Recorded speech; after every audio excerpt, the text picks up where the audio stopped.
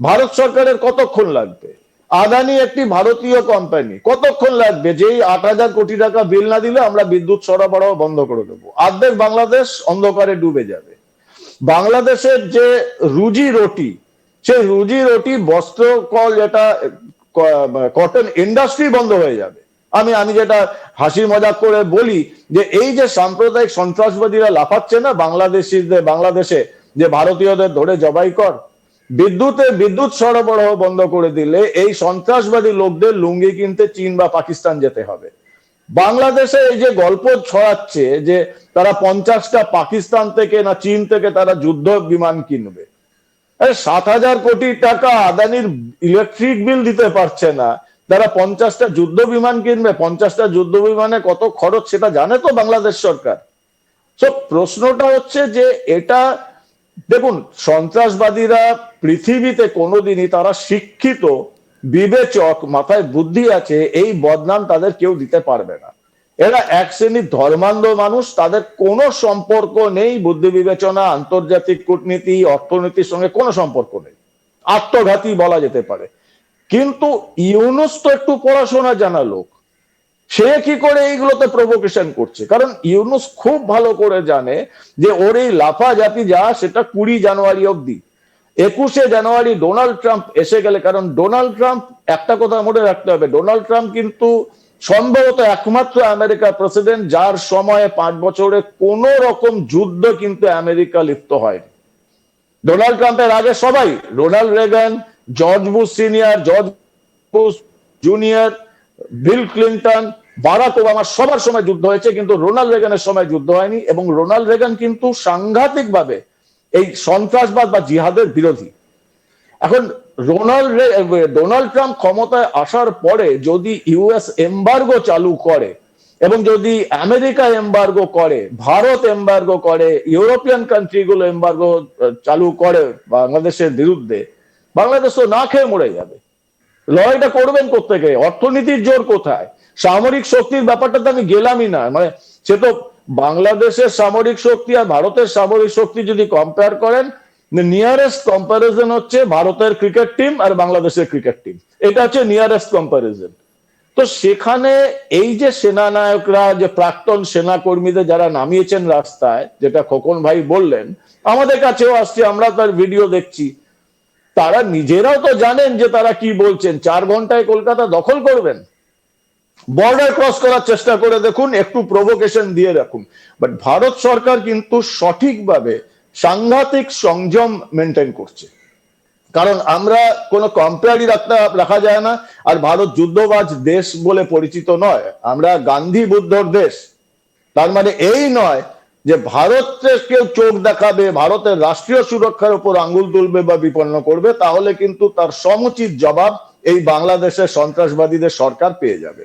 আমরা প্রস্তুত। বাংলাদেশ প্রস্তুত কিনা, বাংলাদেশের অর্থনীতির দিকে একবার তাকান। যদি কনভেনশনাল ওয়ারফেয়ার 3 দিন চলে লাগাতার, তাহলে বাংলাদেশ দেউলিয়া হয়ে যাবে।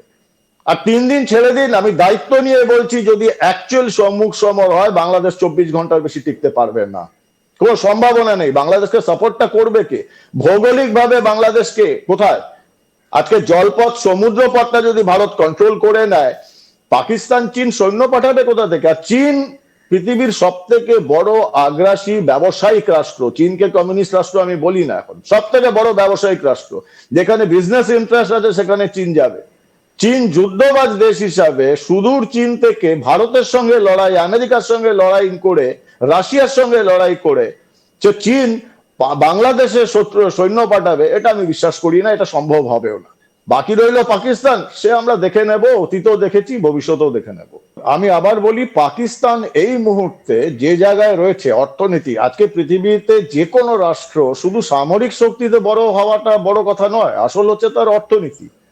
পাকিস্তানের অবস্থা দেখছেন, 1000 টাকা লিটার পেট্রোল, 10 কিলো আটার জন্য একজন পাকিস্তানি আরেকজন পাকিস্তানিকে খুন করে ফেলছে, এটা প্রকাশ্যে দেখা যাচ্ছে। বালুচিস্তানের অবস্থা দেখুন, পুরো পাকিস্তানের অবস্থা দেখুন।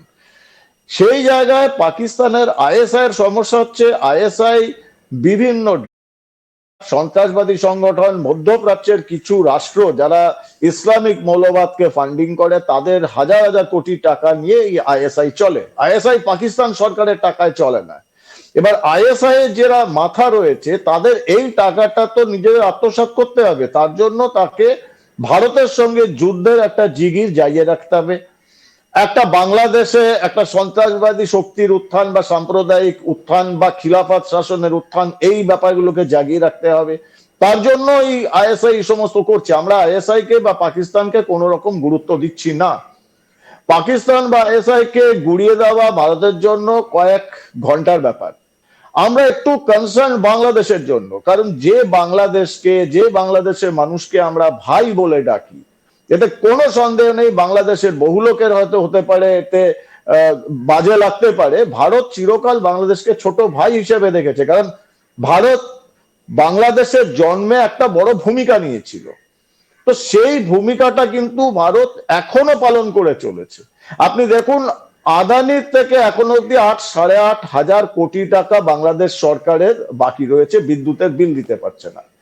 ভারত সরকারের কতক্ষণ লাগবে? আদানি একটি ভারতীয় কোম্পানি, কতক্ষণ লাগবে যেই 8,000 কোটি টাকা বিল না দিলে আমরা বিদ্যুৎ সরবরাহ বন্ধ করে দেবো? অর্ধেক বাংলাদেশ অন্ধকারে ডুবে যাবে। বাংলাদেশের যে রুজি রুটি, সেই রুজি রুটি বস্ত্র কল, যেটা কটন ইন্ডাস্ট্রি বন্ধ হয়ে যাবে। আমি যেটা হাসি মজাক করে বলি যে এই যে সাম্প্রদায়িক সন্ত্রাসবাদীরা লাফাচ্ছে না বাংলাদেশে, যে ভারতীয়দের ধরে জবাই কর, বিদ্যুৎ সরবরাহ বন্ধ করে দিলে এই সন্ত্রাসবাদী লোকদের লুঙ্গি কিনতে চীন বা পাকিস্তান যেতে হবে। বাংলাদেশে এই যে গল্প ছড়াচ্ছে যে তারা 50টা পাকিস্তান থেকে না চীন থেকে তারা যুদ্ধ বিমান কিনবে, 7,000 কোটি টাকা আদানির ইলেকট্রিক বিল দিতে পারছে না, তারা 50টা যুদ্ধ বিমান কিনবে। 50টা যুদ্ধ বিমানে কত খরচ সেটা জানে তো বাংলাদেশ সরকার।